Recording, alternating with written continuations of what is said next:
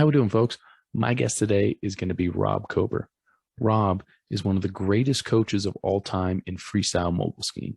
He's been in the sport as a coach for over 30 years, and along that time, he has coached Olympic gold medalists, world champions, World Cup overall champions, national champions, and everything in between.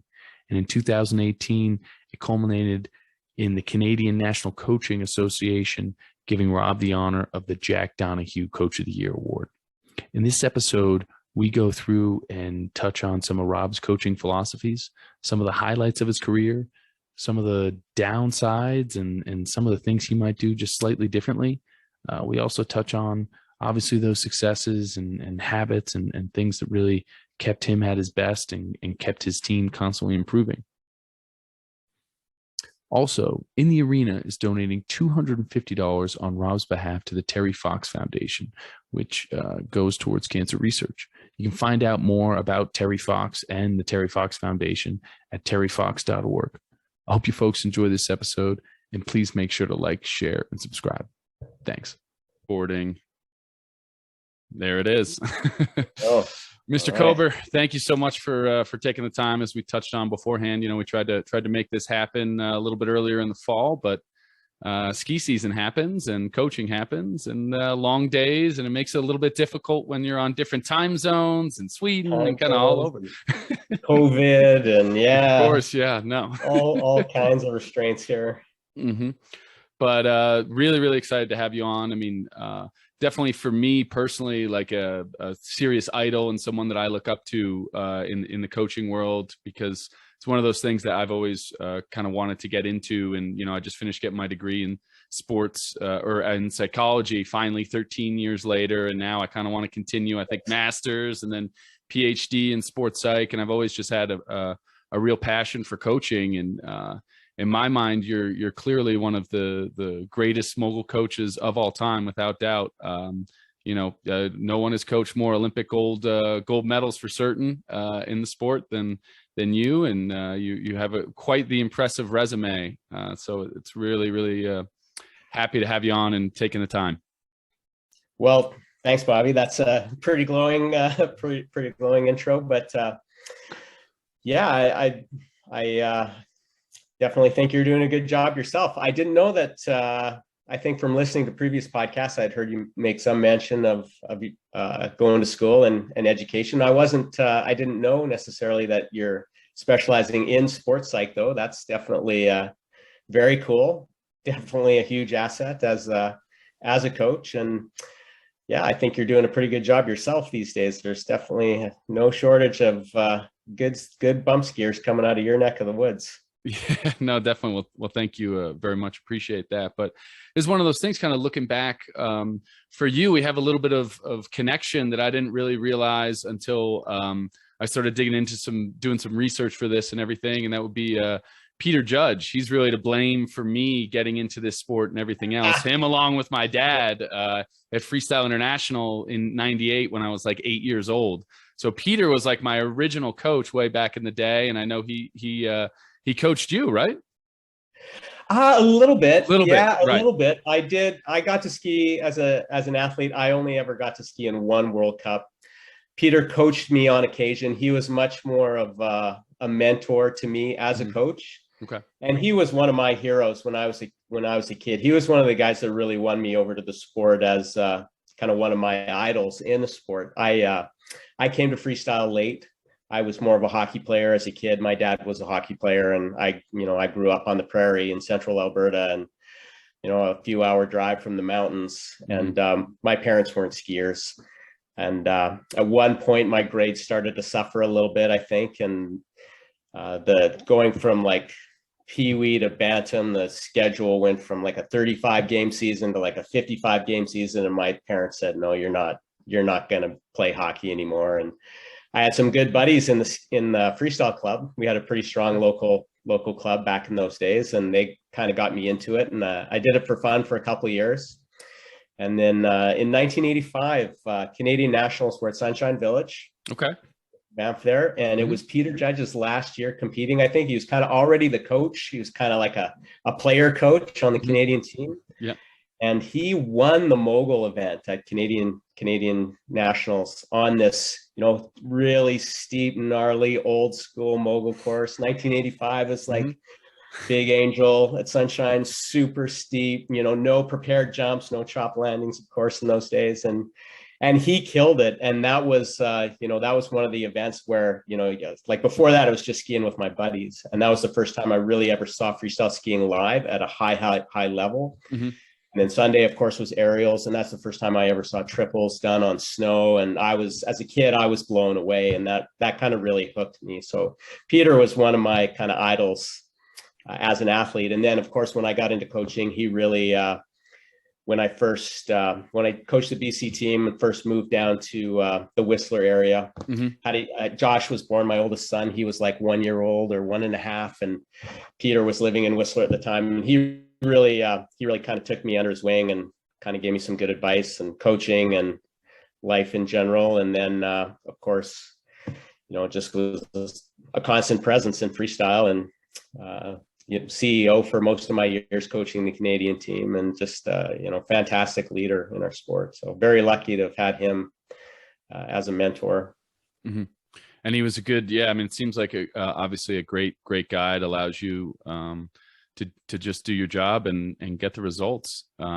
So for one of the things, looking at just your resume and going through, it seemed like you had a good amount of schooling and you went National Coaching Institute in Victoria. And did you kind of know that that's the area you kind of wanted to pursue after maybe your athletic career was over? You got the one World Cup in and you're like trying to figure out how did you kind of come to that decision that this was the avenue you kind of wanted to go down? It really became clear to me when I blew my knee, and I was still trying to, probably semi-delusional, the classic kind of teenage mogul skier kind of. I guess if I was really honest with myself at that time, I knew I probably wasn't good enough to ever be a great World Cup skier, but you kind of, you hang on to the dream, you kind of cling to it for a few years. And then 1990, I tore my ACL, and it was kind of it's a complicated one. It was a 70% tear, but lots of cartilage damage. And not sure if they should do surgery because it wasn't a complete tear, and just kind of dragged on for months. And just kind of going through that ordeal, it kind of became clear to me that this athletic side wasn't maybe going to work out the way I had hoped. And I had done a little bit of coaching already, like kind of on the side, and knew that I liked it. And I switched. I was going to the University of Calgary at that time, mostly in business courses, and I switched everything to the Faculty of Physical Education, and just totally changed my outlook. And my grades immediately went up, actually. And my motivation for school, once I kind of had a direction for it, was way higher. And so I finished off a degree in phys ed at that time. I think I was the last year at the University of Calgary where they still called it a phys ed degree. The graduating class the next year was a kinesiology degree. Okay. It was, but it was a good decision. And I had, my dad was a farmer, so I did a lot of work on the farm growing up. And then I had, my mom was a director of nursing at the hospital in Red Deer where I grew up, and she hooked me up with a job in the finance department at this hospital. When I thought I wanted to get a business degree.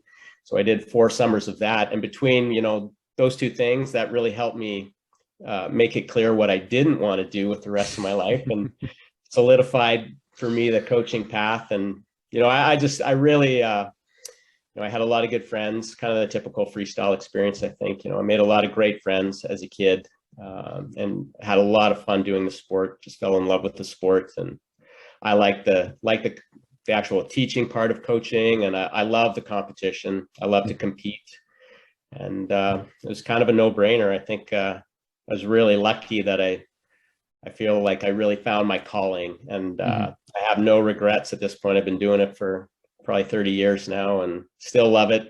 Pretty burned out, I have to admit. Pretty burned out, but I still love it. Still motivated to coach, and still enjoy working with the kids. So yeah. No, it definitely, especially in our sport, the travel, I think there's certain aspects when you're younger, the travel is still fun and you still enjoy those aspects. And then as life kind of changes and you have Josh and Jordan, and as they're growing up, you'll be on the road traveling and things of that nature. So it does kind of have that give and take to it, and being on the road quite a bit. That's for sure. I'm not sure, like on the one hand, I have no regrets, but I am a family man. Mm-hmm. I'm not really a party guy. And I missed a lot for sure. I missed a lot of my kids growing up, and I love coaching. I love the guys I coached. We had a lot of fun and we accomplished a lot, but at the same time, I'm not sure I would do it exactly the same. Mm-hmm. Boy, there's some tough times with the kids. There's one time I was talking to my daughter from Zermatt, and she asked, Daddy, where are you at? And I said, oh, I'm at the ski hill. I'm at the ski hill, sweetheart. And she thought I was up at Apex when I said the ski hill. So she's, mommy, Daddy's at the ski hill. Daddy's at the ski hill. She thought I was like a half-hour drive up the road at the ski hill. And then it's, no, I'm not. I'm in Switzerland. I'm on the other side of the world. And then the tears are flowing, and you're talking to this little girl on the phone, your heart is breaking. And there's just there's too many of those kind of circumstances when your kids are young. It was really tough, but I still love the job. And yeah, that's a tough one, but it is what it is at this point. But at the same time, almost because, the connection with a lot of those athletes and stuff like that you build is similar to almost having, it's like an extended family, because you spend so much time on the road with them, teaching and trying to guide and be a good role model, or just try to get them to stand up in a damn transition. Multiple different things that kind of, I feel like builds the bond with the athletes for sure. Absolutely. Yeah. Those guys, those guys are, I was very lucky to coach the guys that I've been able to work with over the years. They're some fantastically talented skiers, the guys, Mick, obviously the very top of the sport, and, guys like Vincent Marquis and P.A. Rousseau, great skiers, but and it's super cliche to say, I know, but they really are great guys, and that's more important. And we just had so much fun, like so many years. Yeah, like you say, all that travel for 16 years, I spent more time with the team than I did with my family. And you work hard together, you have a lot of fun together, and it really does feel like family. And there was a lot of love on those teams, and those guys, were pretty tight. Everybody wasn't always best friends with everybody, that's for sure, but there's some pretty close relationships, pretty close friendships. And it really did feel like a big family. And even though we are an individual sport, I think that was a huge part of our success on the Canadian team. Like, just everyone was so well supported, and you feel like you're in that big family, and everyone's kind of got the same dream, the same mission, and pushing each other every day, like good, healthy training, good, healthy competition, day in, day out. And you can't help but get better. Now, for you, kind of as you started to get in, and what was it like creating that culture? Because I feel like, as you're kind of touching on that, like, the everybody, not always friends, but I mean, they did have that good camaraderie and everything else like that. And I feel like that doesn't just happen. That takes time to kind of create and build the winning culture. And then once it goes, it kind of has a life of its own, and the momentum that you have can be unstoppable. But I mean, how difficult was that to kind of build the culture there? That's pretty interesting. Like two of your favorite, two of your podcasts that are my favorites. So we're the one you did with Peter, and the one you did with Bobby Aldegary. Yeah. And I have to give a lot of credit to Bobby. He brought me in as his assistant coach in 2002, and we had a lot of talent on the Canadian team, but there's always a little bit of that inferiority complex in mogul skiing in Canada at that time. And I think, Bobby came in, and he's just got such a a passion for the sport and such a zest for life, like just so high energy. And for me personally, and I think for the team, like just, Bobby really showed us that it was possible, and he really believed in the potential of the Canadian team. And he really helped me personally believe in my ability to coach at a World Cup level. And, he kind of set that standard, and there was a lot of resistance in his, the last 4 years there between 2002, 2006. There's a rocky road. Freestyle Canada ran into some problems, and Peter Judge kind of had to come in and clean up that mess. And things were pretty disjointed there for a few years, and really Bobby had his hands full with the team. And there were all kinds of barriers to our success, but Bobby is a super, super persistent, disciplined, hardworking man. And he was a great role model for me in that regard. And I think that just it took some time. And unfortunately for Bobby, it didn't really come fully into fruition. In 2006, Jen won, but Jen, Sure. kind of trained privately, and we had some pretty solid results, but Bobby wanted that medal so bad for the team, and we were close. We were just off. I went to four Olympic Games, and I had fourth place in men's moguls every single time.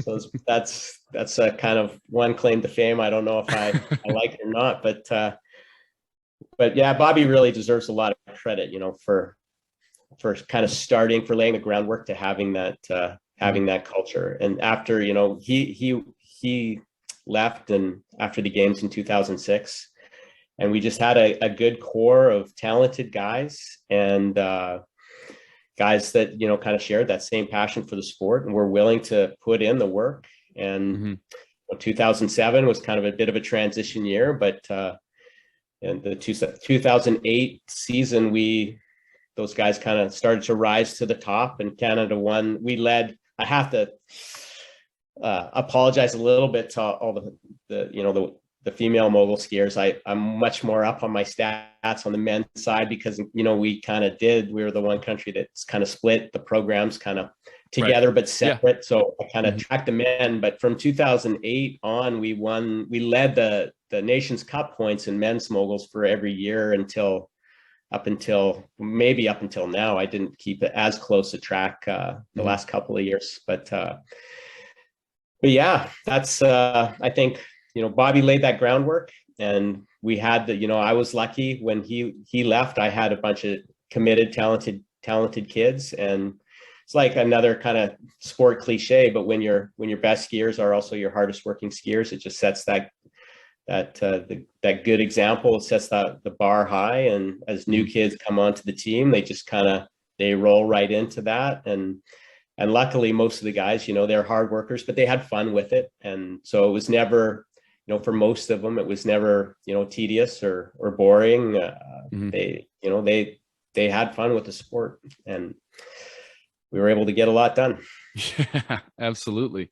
Now, okay, so what was would you say your coaching philosophy? I mean, are you more analytically I know Bobby definitely likes to be by the numbers and some of those things, and I'm just kind of curious for you throughout the years. I mean, how much do you kind of listen in and take from potentially other coaches or different things like that really kind of helped? Because I feel like it's not just one main thing. You're always kind of peppering things in that, like, ooh, I kind of like that there, or maybe it's something you read in a book, but what are kind of some of those main pillars that you really cemented, I guess, throughout your years of coaching that you think really led to a successful program as well?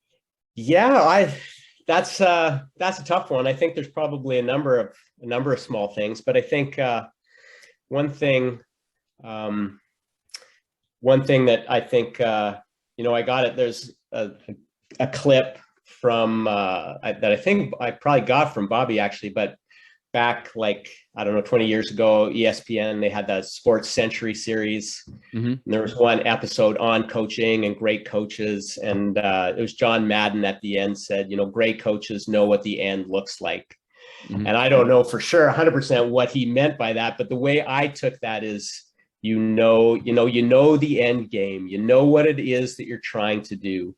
Mm-hmm. And I think there's a lot of kind of distractions in our sport that we're all guilty of. I know I'm still, as much as I think that's one of my strengths, I'm still guilty of it too. Like we can go too far down the road of just pure technique, whether it's the skiing or the jumping, Mm-hmm. or, there's all kinds of little rabbit holes that we can go down trying to improve ourselves, but that may or may not have any real benefit to our success. So I kind of really took that quote to heart. And I think one of my strengths has been really trying to nail down exactly what it is we need to do to be successful. Mm-hmm. And those things, it's, on the surface, a lot of the time it's kind of common sense, or it may seem obvious, but like I say, it's easy to get distracted and kind of get off on a tangent and end up spending hours and hours working really hard at something that's not necessarily going to pay off. And Mm-hmm. I think that's one thing that I've done a good job at. I'm a stats guy. I like the stats. That's one rabbit hole that I've gone down. I think it's been a benefit too, but I've wasted a lot of time tracking stuff. But you never know until you try either. Mm-hmm. And sometimes you get an idea and you think this could really be helpful, and it takes a lot of work if you really want to do something right. It can take a lot of work, and I think it's worth it to kind of go through that process. Mm-hmm. Even if it doesn't end up paying off, at least then and you usually are going to learn something from that, as long as you're smart enough to know when to pull the plug and kind of cut your losses and get back to the stuff that is going to work. But I've done a lot of stuff like just trying to figure out exactly what it is that the judges are looking for, both, as far as what I think they're supposed to be looking for, and anticipating what, may pay on any given course, how kids can maybe, optimize their performances, what things they can really try to focus on, and take a lot of time to watch the video and to actually practice scoring the runs and tracking progress by, kind of charting my own average scores from training days and really keeping track of times. And I tried one of the basic ones that I think has really paid off is just keeping a top to bottom percentage on the kids, kind of like a batting average. And, if you have a decent skier, and if they're skiing, if you combine a top to bottom percentage with what an average velocity is, if you got a guy that can ski, on average, he can ski close to 10 meters per second on most courses. And he's finishing 9 out of 10 top runs that are supposed to be top to bottoms. He's finishing them as top to bottoms, then without big mistakes. Some days you might be 20th, some days you might be 5th, but you're going to be, you're going to be reliably in a certain range. So like kind of figuring out little ways to monitor performance like that and to try to quantify it instead of always just being subjective. I think that's been a strength. And the other side benefit of that kind of thing, you can create that internal competition within the team. And I would post those numbers every day, like kind of put them in a Facebook group so the guys could see it. And that created a lot of good internal competition within the team. And, Marc-Antoine Gagnon, he would look at his score and he'd be like, 2 fourths, I think. Yeah, 2 fourths. 2 of those fourths, yeah. He'd be looking at those scores, kind of going, like, Rob only gave me 78 points. He gave Mick 83 points in training today. I'm going to kick his ass tomorrow, kind of thing. And like, it really kind of generated that for some of the guys, for not everyone, for sure. Not everyone liked looking at the numbers, but a lot of the guys did. A lot of the guys found it motivational and kind of created that good internal competition, in addition to being, just a good tool for the coaching staff to really try to be honest with ourselves about where we're at. Like, I think we see that a lot in our sport where kids can fool themselves. They can have that one great run, like they can do a good back full, a good cork 7 with a decent time, no mistakes, but they can do it only one time out of every 5 runs. And, that's classic in mogul skiing. We see that all the time. And so just training that consistency and being able to quantify it, being able to, not just say, well, I think I'm doing a good job, but being able to say, well, actually, your top to bottom percentage is only 50%. So, you can flip a coin on your next run to see how we're going to do it. No, definitely. I mean, one of those things that I'm just kind of curious about, it's been one we've actually touched on a few times, but when, as you're a higher level athlete and say you've gone through, you've gotten some serious results and everything else, just in your opinion, is it time to say you have a smoke and run and you can be at the highest level doing a 360 to a backflip, but then as you need to make progression and as you need to up that DD and everything else, get into the back fulls and cork sevens and everything else, how difficult is it to be able to pull that plug? And because you're going to take the lumps, you're not going to be, whether you were 90% with that great run and you can get the result with that lower run, most of the time, but then you start to fall behind in the long term of, okay, where do you kind of really want to go? What is the end game there? Because that's one thing, I've really tried to at least chat with the athletes about. It's like, okay, do you want the result today? And you're doing that same run that you've done for maybe the last 2 or 3 years, or is it time to rip the Band-Aid off, make the progression and take your lumps now for the progression that will come in 2 or 3 years? Yeah.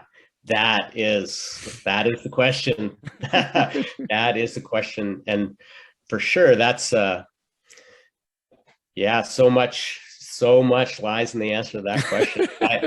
It can definitely be a tough one. And I think it's a lot easier question to answer if you have the luxury to have good, safe training venues on a regular basis to train the acrobatic side of the sport. I think, I can't remember which podcast, but maybe in a couple different ones talking to some of your other guests about that. And I know, for yourself, I believe you were, fantastic skier, but when the sport started to go down that acrobatic road and it became required, if you wanted to move up, at least, especially on the men's side, you had to start to learn these more acrobatic skills, and it definitely requires a little bit more of a commitment to investment of time and energy, and you need to have access to safe venues to train that. So if you live super far from a water ramp or a trampoline, it's going to be a lot tougher. And some kids, there are the acrobatically gifted kids. You find that kid that has a little bit of that acrobatic gift and they lack fear.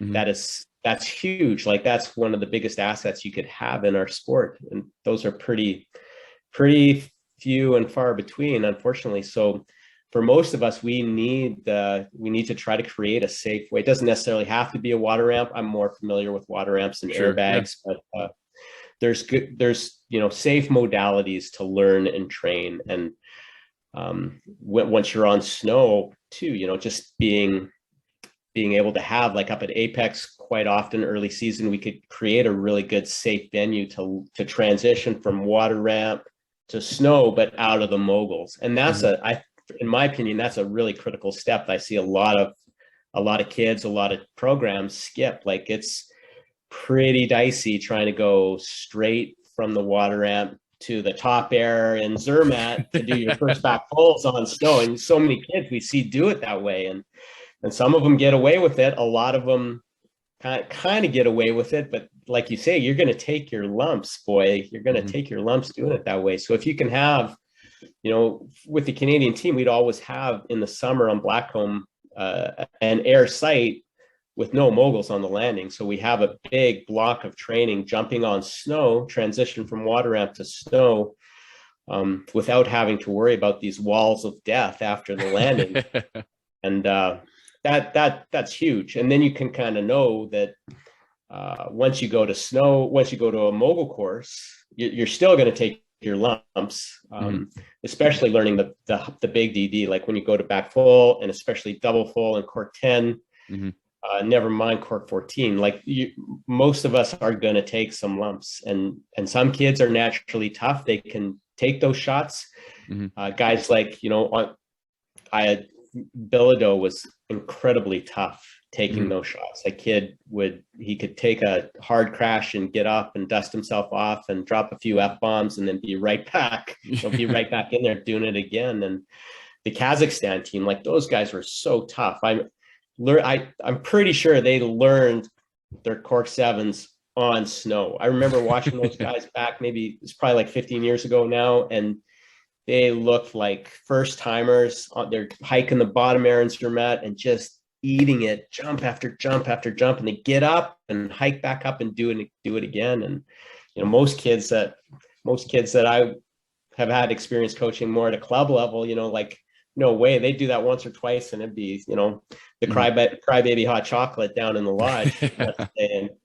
But these guys, like, just incredibly tough. But most of us aren't going to be like that. That's not going to be the way to get there for most of our kids. So if you can have access to the safe venues, and if you have a situation where you can have enough time to be consistent, then when you are ready to put it in a top to bottom, you're just going to have a much higher percentage chance of being successful. Mm-hmm. No, definitely. It's one of those things that it is the conundrum of a lot of freestyle coaches. When is going to be the time to make that jump? And I think the hardest part, especially for the athletes, and it can be difficult as a coach as well, is when, an athlete could probably win an event or go do better, doing the lower D, backing down, doing their old run, rather than, pushing the envelope and everything else to try to attain some of those long-term goals and things like that. So it can be a tricky situation to kind of navigate through there. It definitely can. I can tell you one, like, to use Mick as an example again, like his first full year on the World Cup tour, that 2010-11 season, one of the kind of side goals we had for him was he could do the double full and he could do the cork 10, and probably did 1,000 of each of those before he ever made the Canadian teams. So we didn't really have to teach him very much on the acrobatic side. But he backed down a lot too. Like, we kind of made it a goal to do double full and cork 10 in training on every course we saw that year. And I can't remember 100%. He'd be able to tell you like that, but I can't remember 100% if he did it on every course, like both double full and cork 10, but he did. There's not more than one or two exceptions to that. Mm-hmm. So he was able to stick to that in training, but we kind of always came back to the principle of just, ski the run, you can ski, and just do what you need to do to try to win. Mm-hmm. And, don't try to do too much more than that. And I think that's part of why, being true to those principles is part of why he's had such an incredibly consistent career. I think there's many reasons, but I think that's one of them. So the kids that kind of, if you get to a level and you can do back full and cork 7, but you can win with whatever, a back cross and a backflip mute grab now, then maybe that's okay, because I think it's important to learn how to win too. That is a sort of sub skill unto itself. Sure. Mm-hmm. But if you say, okay, I don't need the back full and cork 7, I'll just stick with this, and you don't train it at all, you lose a whole season. And one of the reasons Mick, again, to use him as an example, is so successful is because he had done like probably literally 1,000 of each of those before he even made the Canadian team. So even when you're a good skier and you have that solid cork 10, if you've only done a handful in competition before, every time you're skiing that middle section, you're going to be crapping your drawers. Mm-hmm. Coming into the bottom air going, I hope it's going to work this time. Yeah. But if you've done 100 of them and you've skied away from 95 of them, then you can ski that middle section. You're going to be much more able to show your best stuff and not be stressed, skiing with that extra nervous tension of going, oh boy, I'm going to have to do cork 10 here in about 5 more seconds. So. No, it's definitely that makes a lot of sense for sure. Now, one of those things I'm just kind of curious for you, how were you able to what were some of those habits, or how were you able to kind of keep track of all those different athletes, throughout your entire career? And what were some of those kind of things you would do daily that you think helped you guys succeed as an organization? And, it doesn't have to be every day as the athletes would, but I mean, you for yourself, what were kind of some of those habits that you really think helped? I think just having a good plan, and being able to be flexible with your plan. I think, I think, again, back to just the notion of knowing what it is that we're trying to do, just kind of being really clear on what we need to do to be successful.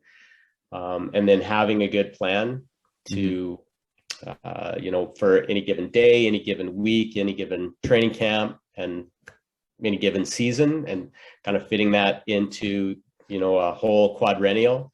I really enjoy that side of coaching. A little bit OCD with that stuff. And I like having my spreadsheets, and I kind of like adding up my numbers to a fault, for sure. Yeah. To a fault. But at the same time, I think if you kind of have that roadmap and know that it's okay to stray from it, I think that's another super important thing in our sport. Like, it's one thing to have a certain plan for, like, for instance, this course up at Apex here, the way it was a couple of days ago, with a couple inches of fresh snow, and then, that temperature goes up to, 10 degrees Celsius, and everything's melting, and then that, goes back down to -20 overnight. And the plan you had for that day might not be appropriate anymore. Right. So just kind of knowing when not to force things and how to adjust, and kind of with kind of your bigger goals in mind, but how to tweak things, and just trying to be one step ahead and then anticipate. And I think as coaches, it's pretty interesting. I think, probably with the number of years of experience you've got in the sport now, you've probably seen this too, but you kind of know as a coach, you can step back from the sport, and you can kind of see what's happening. And a lot of the stuff is common sense, but the kids, the kids are really hardwired, and stuff that's common sense for us is just, not necessarily maybe at an intellectual level. They're hearing you and they understand.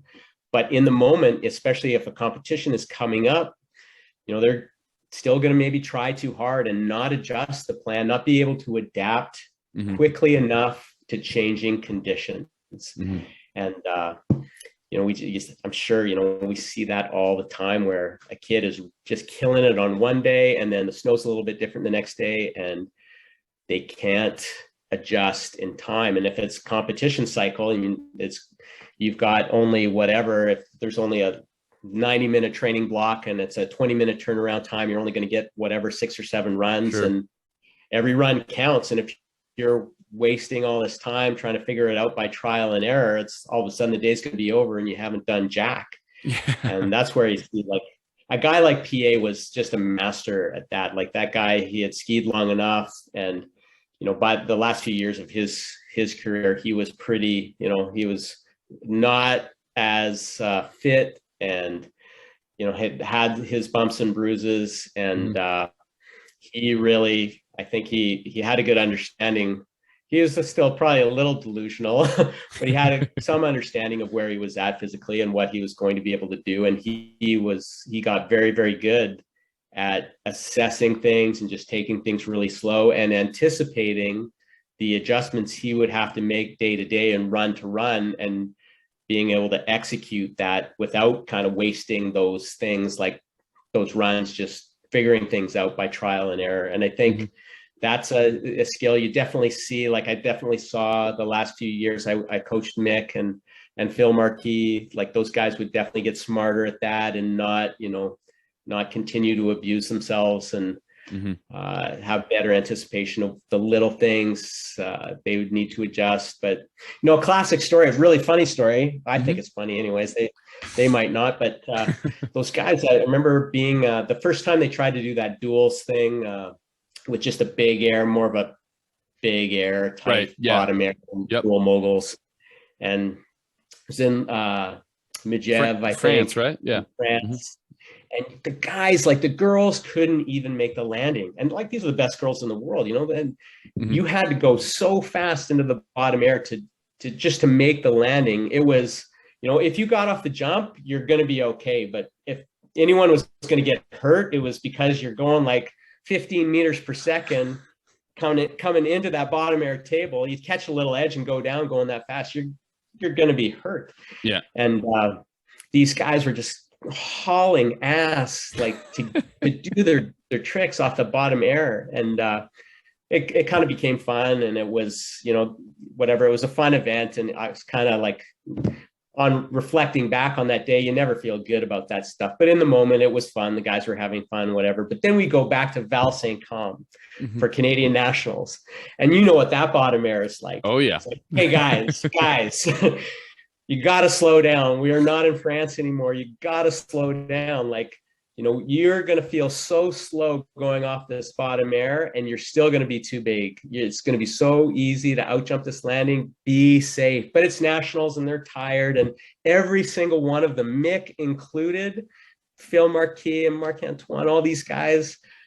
And for Mark, it's his home hill, it's his home course. And still, these guys come in and they think they're under control, and they hit that bottom air, and they land like first run, they land like 5 bumps into that landing, like halfway to the finish line. I'm like freaking out. For sure, somebody's going to die here today. And it's one of the few times I think I don't know if I showed anger. I hope I didn't, but it's one of the few times I ever felt mad at those guys, because we said, it's like, guys, you got to be smart here. It's nationals. Everyone's tired. We're already going to be more prone to injury.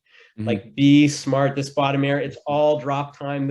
We are not in France anymore. And every single guy, like landing on their tails. I don't think anyone actually backslap, but like doing the wheelie, like all the way, landing way too far. And just, I was sure I was going to get fired that day.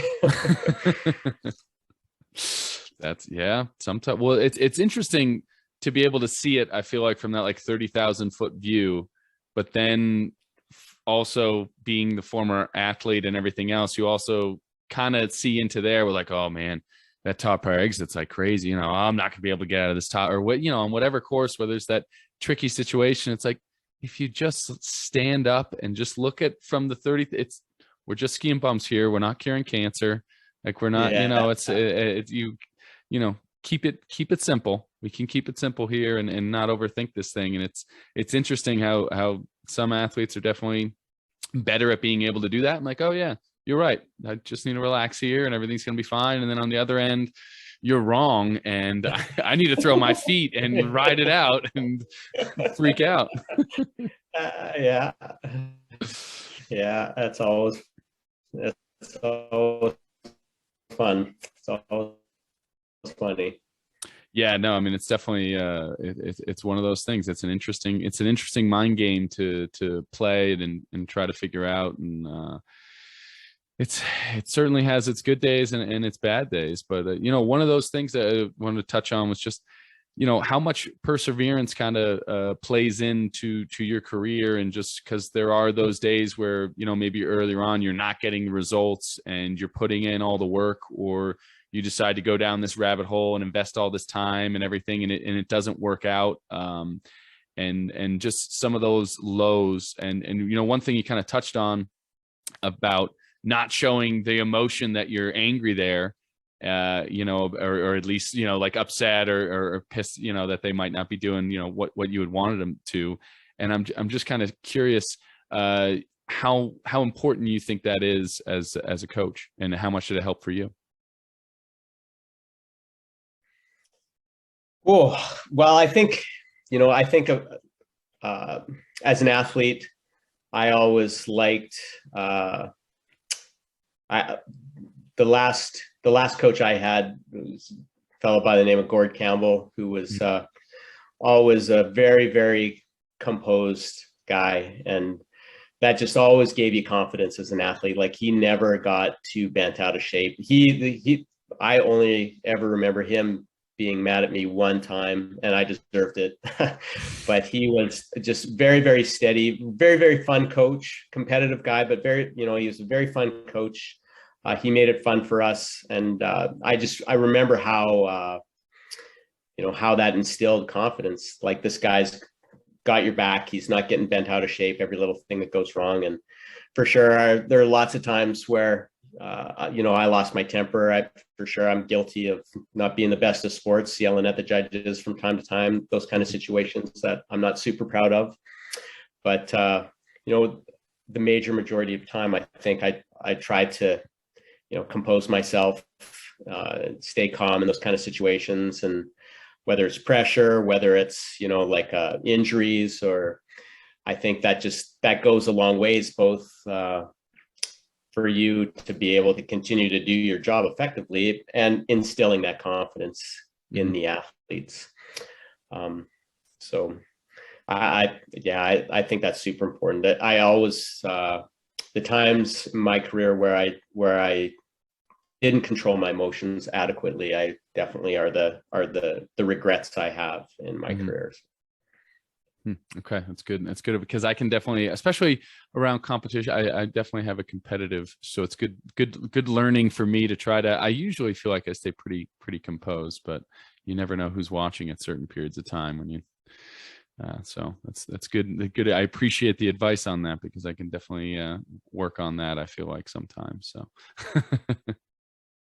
Yeah, for sure. Hey, it's working with kids is boy, I have the most respect in the world for kindergarten teachers, like grade 1 teachers working with kids. It's a little bit easier for us, working with athletes and working with older athletes. I enjoy coaching kids a lot too, though. I enjoy working with younger kids. I wouldn't want to do it full time, but I really enjoy that part of coaching as well. But it is a challenge, and they will challenge us. They will frustrate us. And it is easy to start to lose patience. It's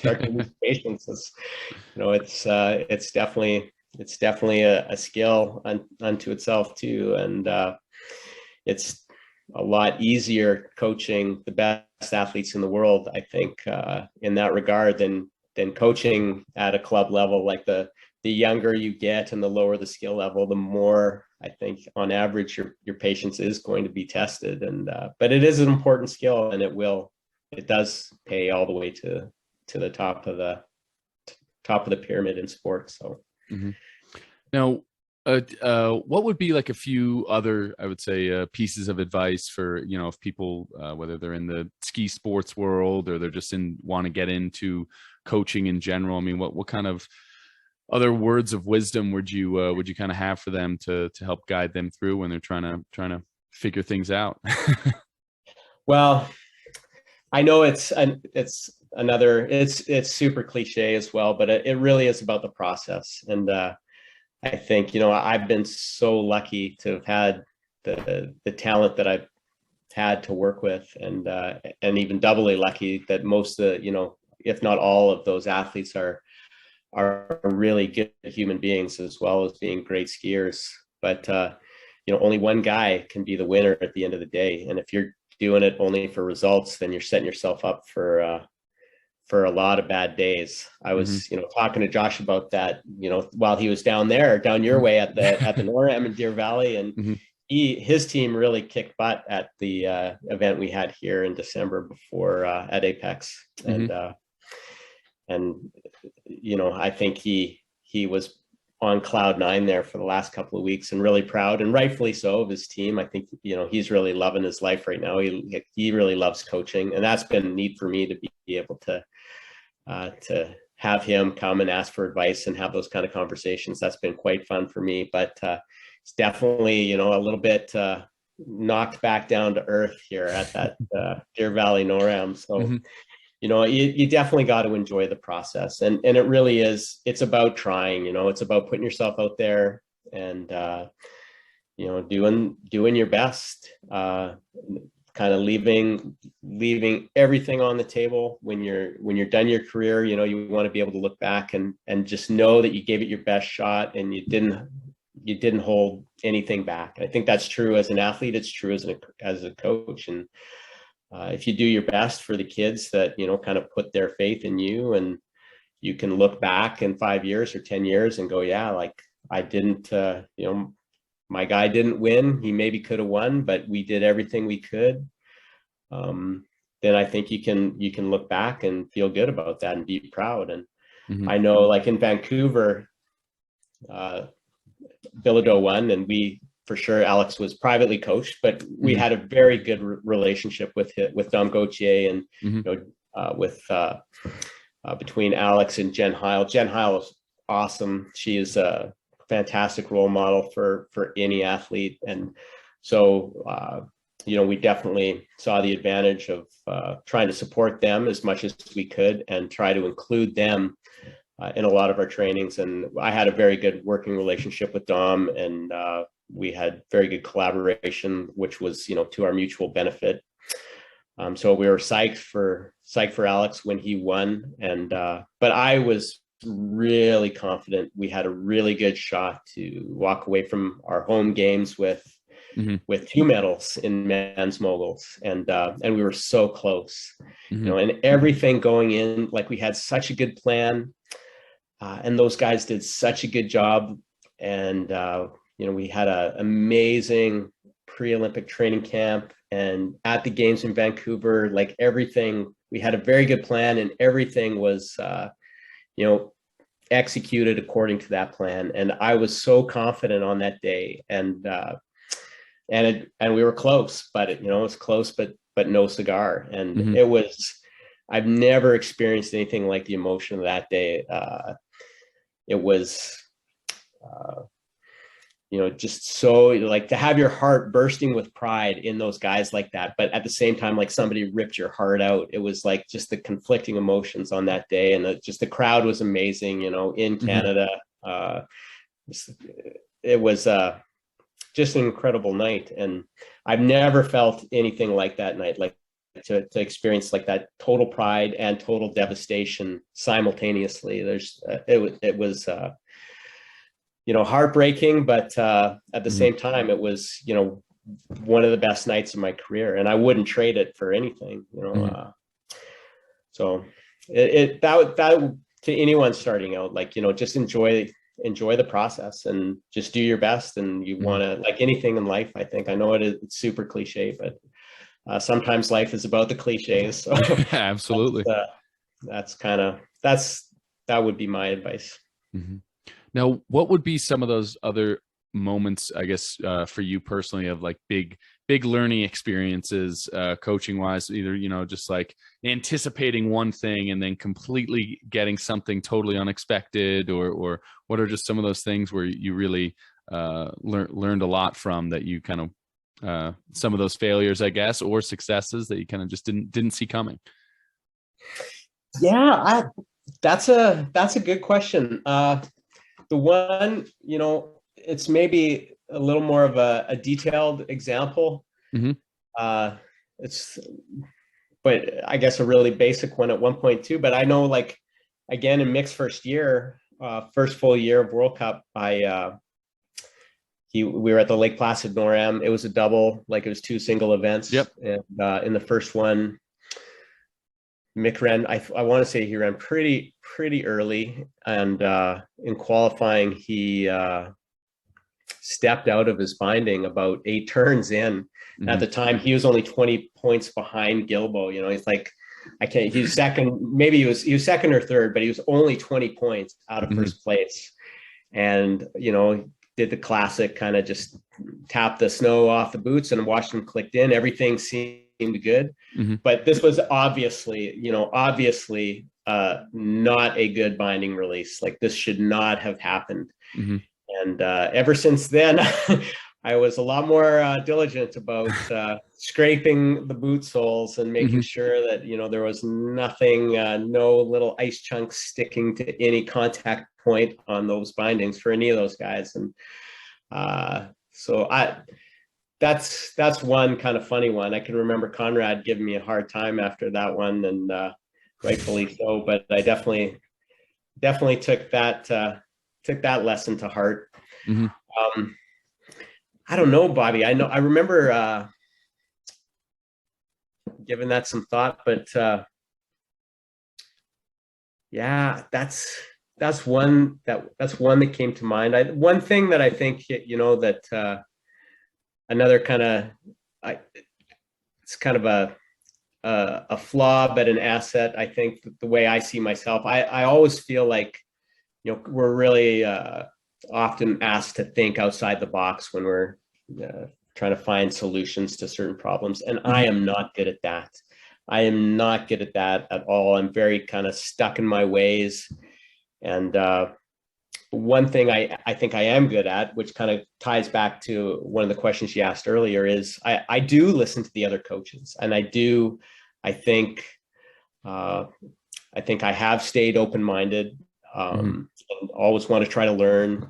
I can't wait till someday you can maybe get Steve Desovich on your podcast. He's one guy. Hope so. I always, try to stand within earshot and listening to how he's coaching. I was at an event last weekend back in Red Deer, my hometown. We had a kind of a Canadian event there, and I hadn't been home for a while. Wanted to go back and visit my parents, and Josh was coaching there, and just kind of having a little less responsibility and hanging back and watching the different guys, kind of listening to what they're saying to their kids and how, what their kind of demeanor is with the athletes, and just kind of seeing the differences and noticing different things. Like I enjoy that.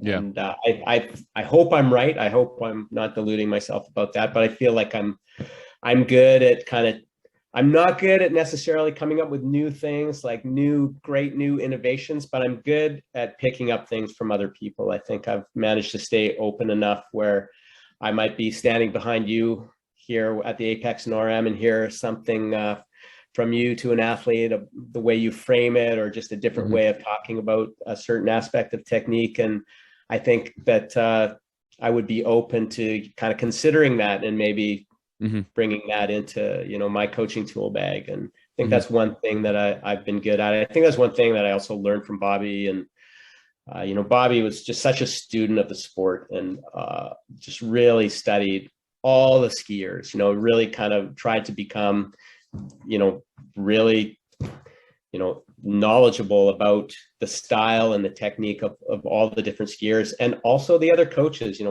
Bobby we had a lot of conversations about the different guys, the coaching, the other teams on the World Cup tour, and what guys were looking for, kind of what just different, how much they trained, and kind of what their training, the pattern was when they'd show up for official training. In those days, it seemed like there was more unofficial training on the World Cup tour instead of just kind of two days and go every single event. So there's maybe a little more opportunity to observe some of the other teams and listen in to some of that coaching than maybe there is now.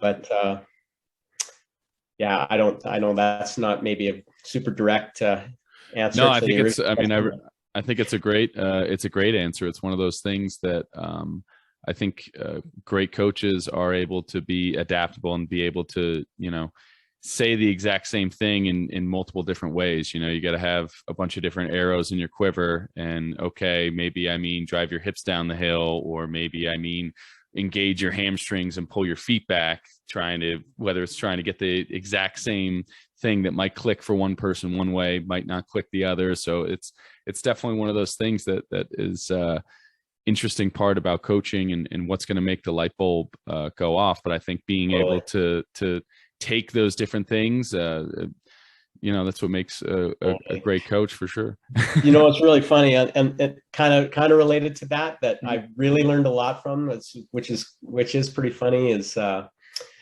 haven't, and as a dad, I told myself I'm not going to coach my own kids unless they ask me to.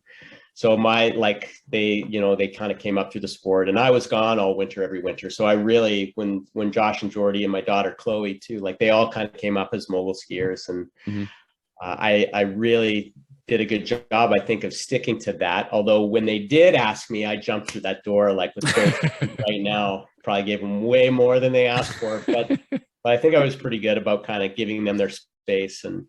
But when Jordy made the Canadian team, and especially the first few years he was on the team, he was really where a lot of athletes would have the typical kind of respect of my position. And, a lot of guys, I think it's really important to build that interactive relationship. I want to develop athletes that are going to be able to think for themselves and not be coach dependent. And I think that's kind of one of my tenets as a coach. And,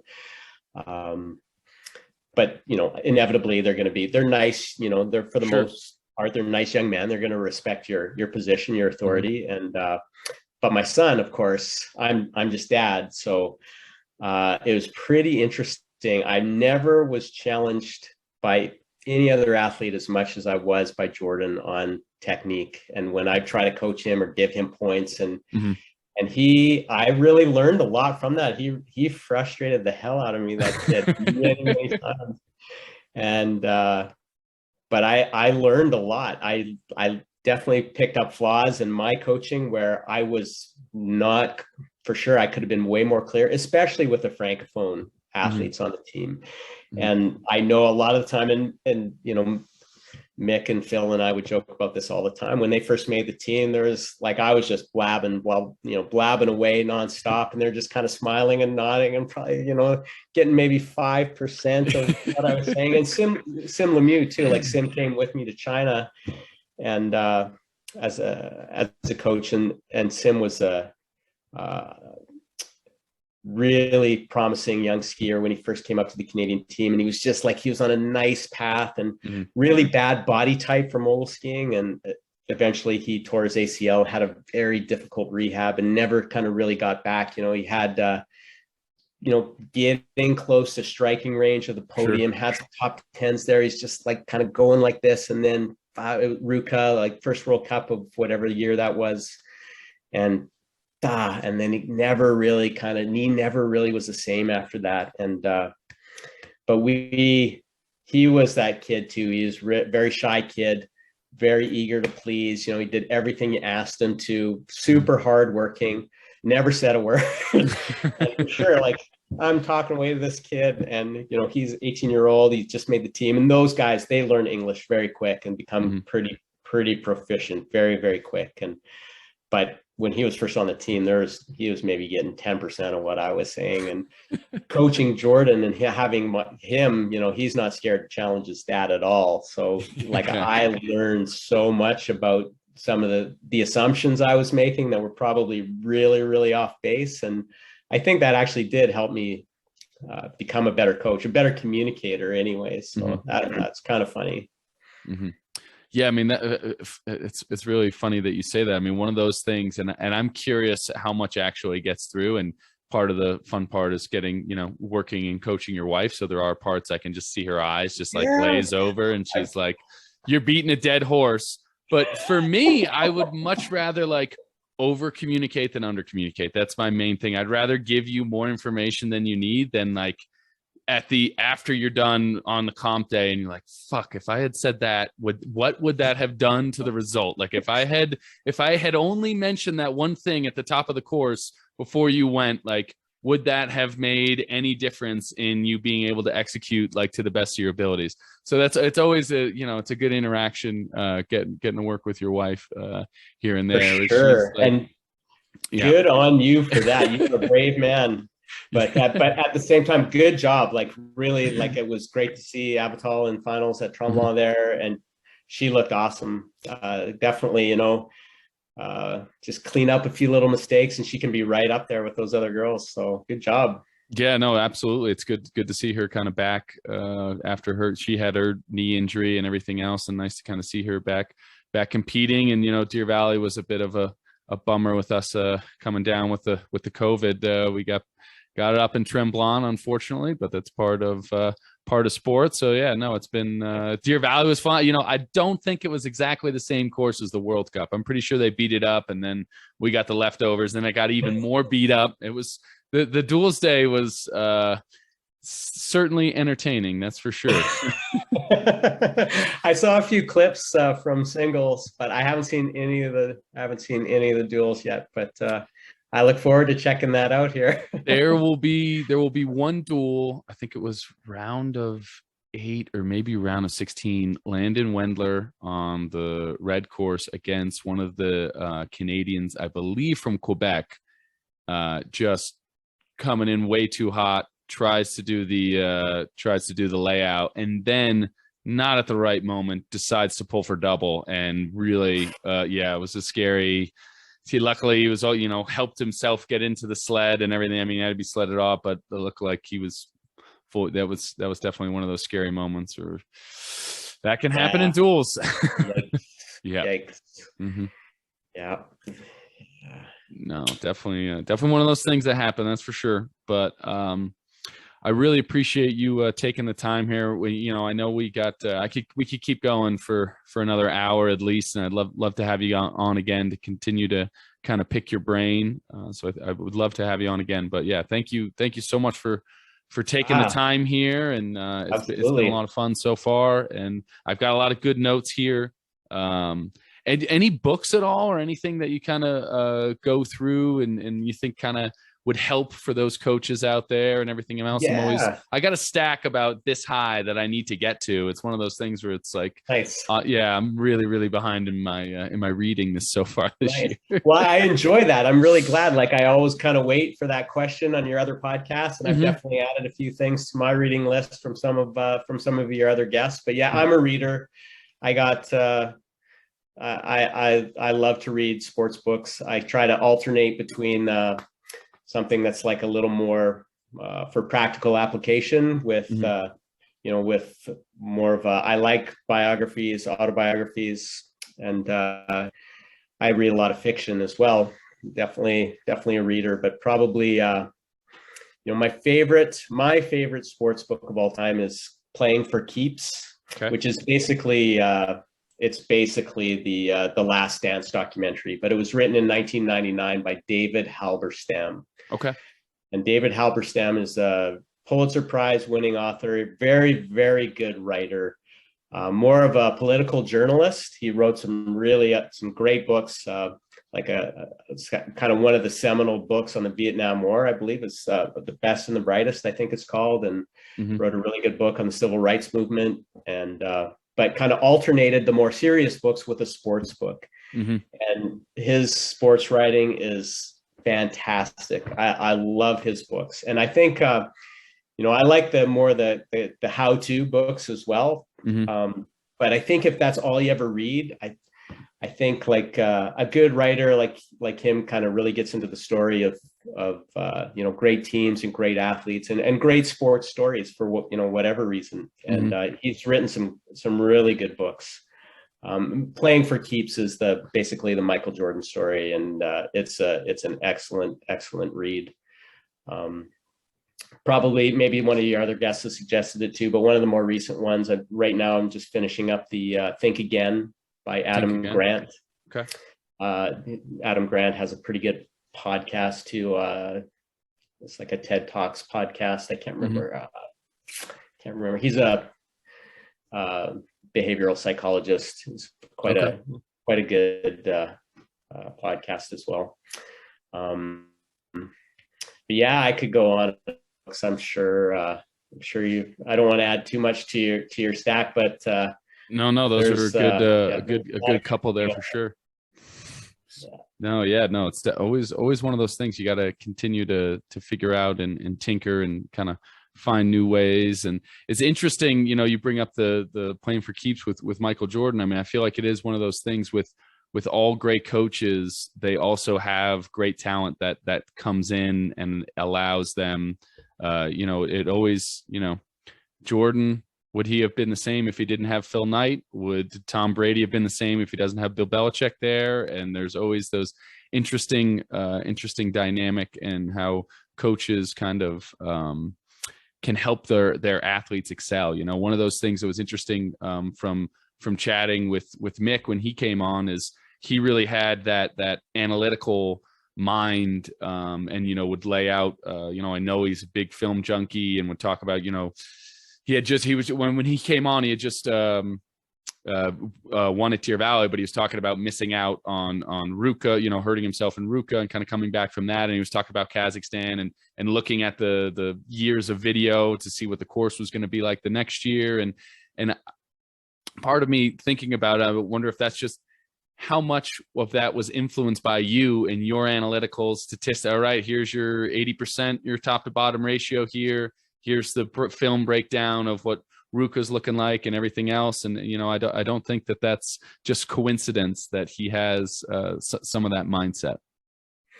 Yeah, I like to think that it helped, but I do think he is naturally wired that way. I think that he dug that stuff. And so that's one thing that was nice that we shared. Like, he was super into the data and relating that to the video, and his memory his ability to learn from that stuff is just amazing. And that's one other book, like, it's not a super, I don't know, I didn't hear a lot of hoopla about it like some of the other books that are maybe marketed a little better, but one of the most practical books I've read in recent years is called Making It Stick.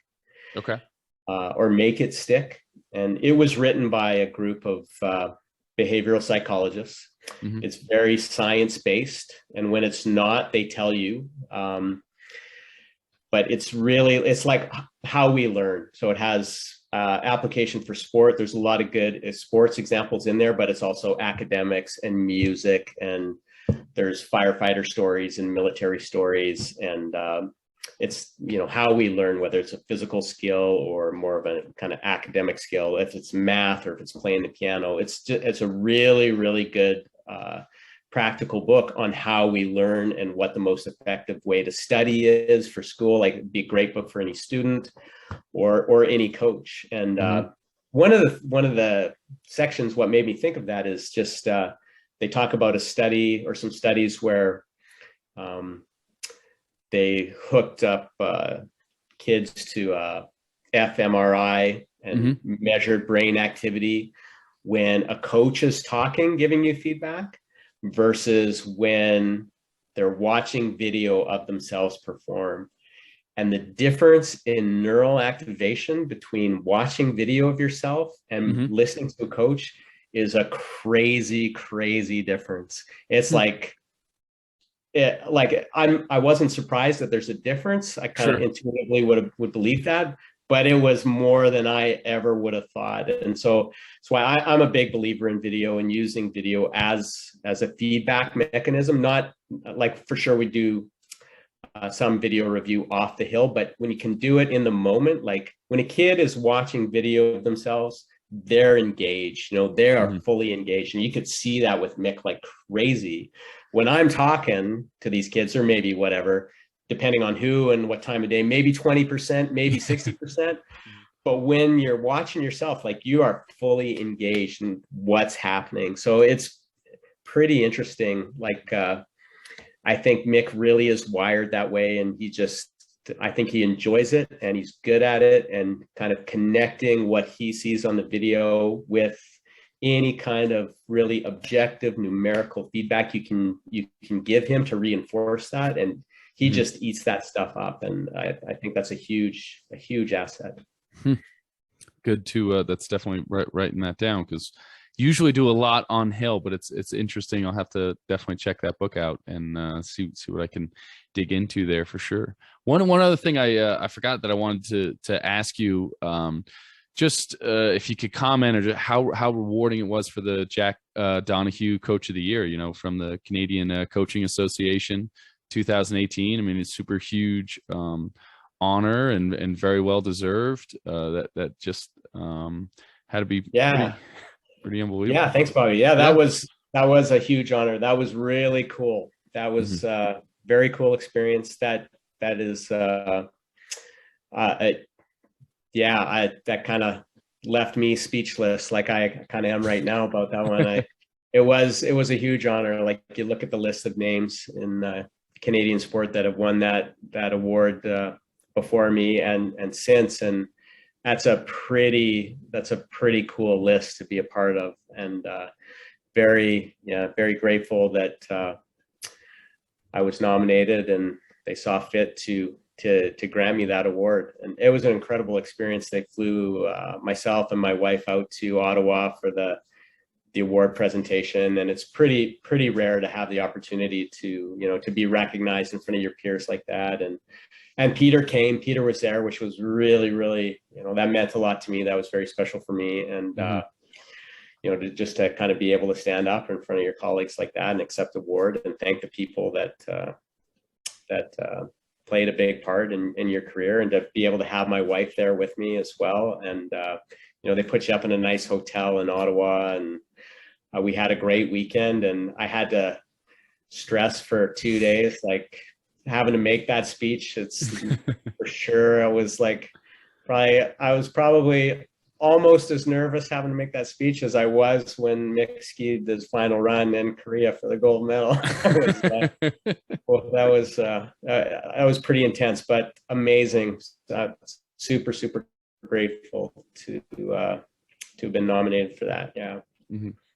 Yeah, it's very well deserved, and it's been great getting to pick your brain and chat your ear off a little bit here, and I look forward to hopefully getting to do this again and get a little bit more insight. And the freestyle world, it is a small little community, but it's great to be able to chat with some bright minds and try to see what I can gaze into. Sure. Yeah, thank you, Bobby. I've enjoyed it. Enjoyed it very much from my side as well. And yeah, if you ever had room on your panel when you're doing that year-end summary or your next year's pre-season overview, I would. If you need a grumpy old coach on your panel, I would love to join you guys for something like that. Absolutely. Looks like a lot of fun. Absolutely. Definitely have you on. Well, thanks a lot for taking the time. Really do appreciate it. And look forward to catching up for a beer, hopefully next week, be up in Apex. So looking forward to seeing you. I look forward to that very much. All right. Well, thanks everybody for listening. Appreciate it. All right. Hey everybody. I hope you enjoyed today's episode. Please make sure to like, share, and subscribe. And if you're watching or listening on YouTube, please make sure you hit that bell button so you get notified every time a new episode drops. Thanks.